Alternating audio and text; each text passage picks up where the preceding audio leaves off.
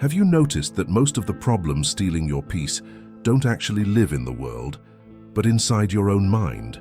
It's like carrying an invisible enemy, racing thoughts, anxiety that imagines tragedies before they happen, and worries that multiply like shadows in the dark. The controversial truth is this: most people believe they suffer because of circumstances, when in reality, they suffer because they never learned how to shield their own mind. Now imagine what your life would look like if you had the ability to control anger, stay calm under pressure, and remain unshaken by insults, criticism, or negativity. This is not fantasy. It's mental training. It's Stoic philosophy in action, the same wisdom that guided Marcus Aurelius, Seneca, and Epictetus.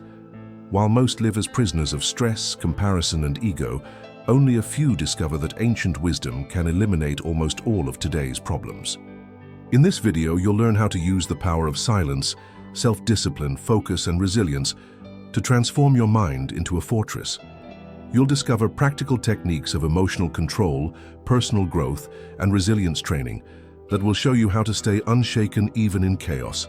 So go ahead, hit the like button, subscribe to the channel, and share this video, because what you're about to hear could completely change the way you see life. Much of the pain we carry is not in the world itself, but in the way we interpret what happens.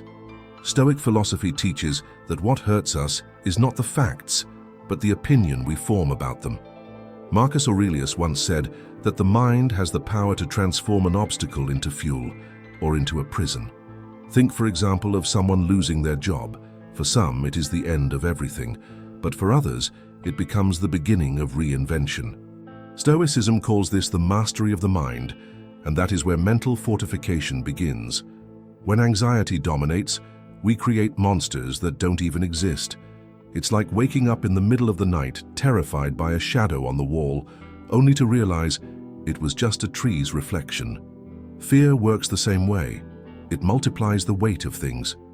To shield the mind is like turning on the light in that dark room, revealing that the threat had no real strength. Emotional control begins when you understand that your thoughts don't have to become enemies. A practical exercise is to write down everything that worries you. When thoughts leave your head and take form on paper, they lose their power. Seneca recommended this habit as a way to remain calm under pressure. By naming your concern, you realize that 80% of what you fear will never actually happen. This simple practice already reduces the impact of most problems. Another point is realizing that the true prison is in the mind. Many people are trapped by external opinions, by insults they've heard, or by criticisms they've carried for years. Epictetus warned, "No one can wound your mind without your permission." Learning how to ignore negativity and stop overreacting is a decisive step toward achieving inner peace. This is also resilience training. Shielding the mind does not mean pretending problems don't exist, but reducing the influence they exert. When you control your thoughts, the weight of events diminishes. It's like wearing noise-canceling headphones in the middle of chaos.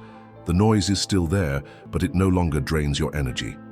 And as you learn to recognize this invisible weight, you realize the mind can be either your worst enemy or your greatest ally. When Stoicism becomes a daily practice, each thought stops being a tyrant and starts being a servant. But this only happens when you take the next step, learning to choose where to direct your attention, because without focus, any noise can invade and dominate. Shielding the mind doesn't mean closing yourself off from the world, but learning to choose what deserves your attention. Focus works like a selective filter. What strengthens you comes in, what drains you stays out. Marcus Aurelius said that a man's life is what his thoughts make of it, and this shows us the importance of guarding what feeds our mind. When you consciously choose where to place your attention, you're practicing Stoic philosophy in everyday life. Imagine someone trying to please everyone, absorbing criticism from one side and comparisons from the other. That person will rarely find peace, because they live reacting to what they cannot control. Stoicism teaches the opposite.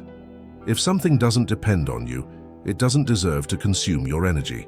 It's like closing background apps on your phone, freeing memory and battery for what really matters. In practice, this discipline can start with small actions. How about reducing the time spent on social media, and using that space to read Seneca or practice meditation. Or instead of arguing endlessly in online comment sections, why not train self-control and work on self-improvement? These small, repeated choices build an invisible armor against distraction and exhaustion. Emotional control is born from focus. When you decide not to give attention to provocations, insults, or negativity, you are already shielding your mind. Epictetus reminded us that it's not the insult that wounds, but the interpretation we give it. By staying calm under pressure and directing energy only to what builds you up, you strengthen both emotional resilience and practical wisdom. This discipline is also a form of self-mastery. A mind without focus becomes a hostage of the ego, chasing approval and recognition. A disciplined mind, however, understands that not every battle is worth fighting. When you choose to ignore external noise, life flows more lightly. It's like deciding to listen to calming music while walking down a noisy avenue. And as focus grows, you create an inner space of serenity. This space is like a guarded gate that only allows in what contributes to your growth. But there is still an even more powerful weapon, a kind of invisible shield that reveals itself when you stop reacting. Silence. In a world where everyone shouts to be heard, learning to stay silent becomes almost a superpower. Stoicism teaches us that not every criticism needs a reply, not every provocation deserves energy. Marcus Aurelius advised keeping the mind steady like a rock. The waves crash, but they cannot move it. Silence in this sense is proof that you master yourself and are not a slave to ego-driven impulses. It is an exercise in emotional control that preserves energy and strengthens serenity. Picture a heated argument at home or at work. While everyone raises their voice, the person who chooses to remain calm becomes the strongest in the room. It's not that they are being passive, but that they no longer depend on conflict or validation to feel secure. Silence works like a bulletproof vest against words, blocking insults and offenses from penetrating your mind. By not reacting, you strip power away from the other. A practical example: instead of answering an unfair criticism in the heat of the moment, write a response and keep it without sending. That small act already shows you that immediate reaction is not necessary. Seneca warned that many of life's problems are born from too much talking. When you choose silence, you choose not to fuel fires that could easily spread out of control. Silence is also a strategy. Wise leaders like Epictetus used pauses as teaching tools. When you stay quiet in the face of provocation, the other person is left with their own echo. It's like holding up a mirror, reminding them that anger belongs to the one who carries it, not the one who receives it. This is emotional intelligence in daily practice. In Stoic philosophy, silence is not emptiness. It is pure strength. It shows that you can control anger, manage impulses, and preserve inner peace. It becomes a path of self-improvement, because every time you choose not to react, you strengthen your mind for the storms ahead.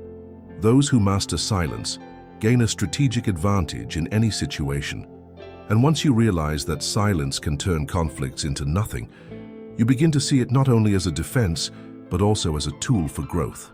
Still, for silence to hold its full power, it must be paired with something even deeper: self-discipline, the daily practice that shapes habits and reinforces the mind against life's challenges. Shielding the mind is not just a mental exercise, it is a practice built daily through self-discipline. Stoic philosophy shows us that without discipline, a person becomes a slave to impulses and fleeting desires. Marcus Aurelius wrote that ruling oneself is the greatest of victories, for no external achievement has value if the mind remains in disorder. Self-discipline is the foundation that sustains mental strength when the world tries to bring us down. Think of someone who decides to wake up early to meditate, exercise, or write down their reflections before the day begins. This habit, repeated over time, builds deep roots of emotional stability. Seneca reminded us that idleness feeds vices, while a disciplined routine strengthens the soul. Each small daily choice, avoiding excesses, staying calm under pressure, cultivating healthy habits, is a battle won against the ego that craves immediate pleasure. A practical example of self-discipline is learning to say no to yourself. That might mean resisting the temptation to waste hours scrolling through social media or holding back from replying to a needless provocation.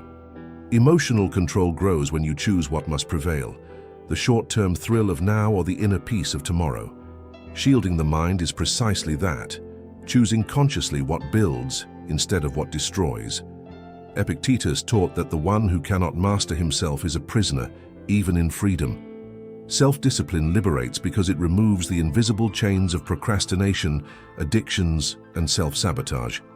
By training resilience, you become less vulnerable to external pressures, for you have built within yourself a fortress independent of circumstances. This is self-improvement applied in practical form. Discipline also builds confidence.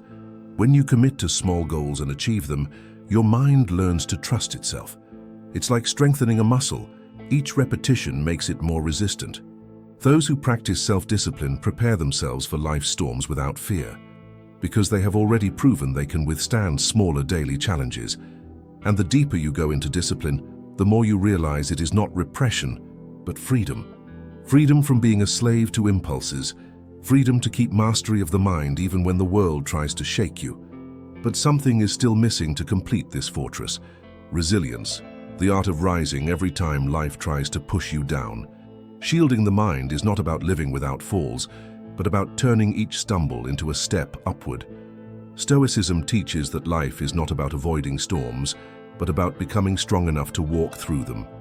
Marcus Aurelius wrote in his Meditations that the fire of the soul can transform everything that falls into it into light and warmth. That is resilience, using pain itself as fuel to grow. Picture someone facing painful rejection.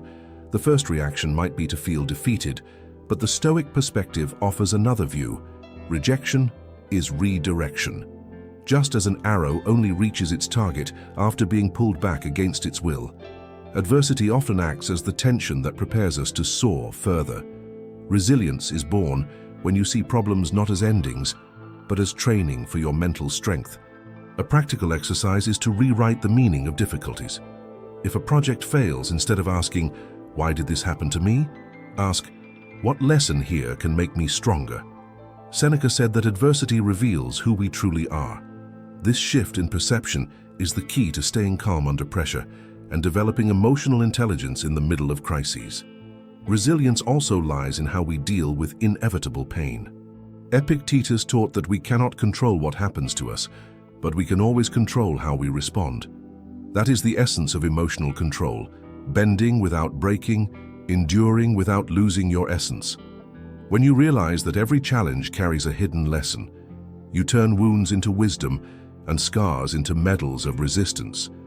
The resilient person is like a tree bending in the wind, but not snapping. The more you train this stance, the less you fear difficulties. What once seemed insurmountable becomes just part of the path. This is the Stoic way of life that sustains self-improvement, using every stone as material to build your inner fortress. And in the end, resilience becomes the bridge between pain and clarity. Because when you survive what once felt unbearable, your vision becomes sharper. That's when the next shield of a fortified mind appears: mental clarity, the light that organizes chaos and illuminates the path when everything seems dark. Most of the problems that torment us don't come from reality itself, but from the confusion inside our minds. Jumbled thoughts, mixed worries, and lack of direction turn simple situations into enormous monsters. Stoicism teaches that the mind must be organized like a house. When everything is out of place, even small details cause stress. A clear mind, however, becomes a shield against chaos because it sees things as they really are, without exaggeration, without distortion. Marcus Aurelius practiced daily reflection by writing in his journal, not for others but for himself. This habit, which today we call journaling, is a powerful exercise for anyone seeking clarity. By putting thoughts and feelings on paper, you light up the dark hallways of the mind. Stoic philosophy reminds us that writing is not just about recording, but also about reorganizing life. In practice, mental clarity can be cultivated with small routines. Meditating for a few minutes in the morning, reviewing your goals at night, or simply distinguishing between what is urgent and what is truly important. Seneca said that for the one who doesn't know where he's going, no wind is favorable. Clarity works as a mental map that prevents us from getting lost in distractions and illusions. Another step is learning to eliminate excess. Many people drown in activities that add no real value, living exhausted and without direction. Mastery of the mind requires the courage to simplify, saying no to meaningless commitments, reducing digital noise, and focusing on what truly matters. When clarity enters, anxiety leaves because you realize not everything needs to be solved at once. Clarity is also protection against external manipulation. Those without clear vision end up living by others' opinions and comparisons. But those who cultivate mental clarity know how to filter, choosing battles wisely, and ignoring what doesn't build them up. This strengthens emotional control and intelligence, giving autonomy to live without being pulled from side to side by every external noise. And once clarity is established, problems that seemed like mountains shrink into small stones along the way. This doesn't mean difficulties vanish, but that they become manageable through objective vision. And it's exactly this clean vision that opens the way to the next pillar of a fortified mind: emotional detachment, the art of not letting problems define who you are. Shielding the mind also means learning not to confuse yourself with your problems. Many people suffer twice as much because they believe they are the crisis they face. If life is chaotic, they feel they are chaos itself. Stoicism teaches the opposite. Events happen, but you are not the events. Marcus Aurelius reminded us that everything is temporary, and our reaction determines whether we live as prisoners or as free individuals. Emotional detachment is the step that leads to that freedom. Take a simple example. When it rains, you can complain all day, or you can accept that the weather is beyond your control. If you cling emotionally to the fact, you suffer unnecessarily. But if you see it as just a circumstance, you protect yourself from a burden that was never yours to carry. Shielding the mind is about not surrendering your peace to what lies outside your control. That is emotional mastery in practice. In everyday life, detachment can be trained. One technique is to imagine yourself as an outside observer of your own situation. Ask, if this were happening to someone else, what advice would I give them? This practice, inspired by Epictetus, creates space between the problem and your identity. You realize you are not the pain. You are someone experiencing a passing circumstance. Detachment is not coldness, it is wisdom. Seneca said that suffering is not born from what happens, but from the exaggerated interpretation we give it. By stepping back from the drama and observing from a distance, you see solutions that were invisible before. It's like watching a game from the stands. From up there, the moves are clearer than for those stuck in the field. That is the power of perception in action. This habit also protects you from insults and criticism. When someone tries to offend you but you see yourself as an observer, you understand the offense belongs to the one who speaks it, not to you. This is a practical way to deal with insults without wasting energy. By staying calm under pressure and refusing to overreact, you preserve your emotional intelligence and remain firm amid chaos. And the more you train this emotional detachment, the more unshakable you become. Because once you see that problems do not define who you are, you make space for faith and trust in something greater to strengthen your mind. And it is precisely this faith that becomes the last and most powerful shield against despair. Shielding the mind is not only about mental techniques, it is also about rooting yourself in something greater than yourself. Stoic philosophy, though rational, always recognized the importance of trusting in the order of life, in the logos, in the natural flow of things. Marcus Aurelius wrote that everything happens according to universal reason, and resisting it only multiplies pain. That trust, what many call faith, is the invisible fortress that prevents the mind from collapsing under adversity. When a person believes there is a greater purpose behind circumstances, the weight of problems decreases. Imagine someone facing a serious illness. If they see it only as bad luck, they feel crushed. But if they view it as an opportunity to strengthen the spirit, they find courage to endure. Faith is the lens that changes the meaning of suffering, turning despair into resilience and fear into serenity. A practical way to cultivate faith is to create rituals of connection with what gives your life meaning. It may be prayer, daily readings of Marcus Aurelius's Meditations, or even moments of silent contemplation. It doesn't matter whether faith is placed in God, in life, or in a personal mission. What matters is the anchor that prevents the mind from being swept away by stress and anxiety. Faith also nourishes hope. Seneca said that man is unhappy because he suffers in advance. Faith breaks that cycle by reminding us that tomorrow may bring what today seems impossible. When you trust you are not walking alone, you gain courage to step through the darkest paths. This builds inner peace and sustains self-improvement even in the toughest seasons. Epictetus taught that we should trust what lies beyond our control and focus only on what depends on us. This conscious surrender is a form of stress management, freeing the mind from carrying what was never its responsibility. Faith is not passivity, but strength, the calm to accept what cannot be changed and the energy to act on what can. In the end, faith crowns the shielded mind, an invisible armor against fear, a refuge from negativity, a reminder that nothing can shake the one who trusts in something greater. And now that we've walked through all the pillars of a fortified mind, the next step is to weave all of this into an introduction powerful enough to capture the listener's attention from the very first second. Now that you've discovered how to shield your mind, tell me, will you actually apply this wisdom to your daily life, or will you keep letting situations and thoughts control you? Stoicism isn't just pretty theory, it's daily practice.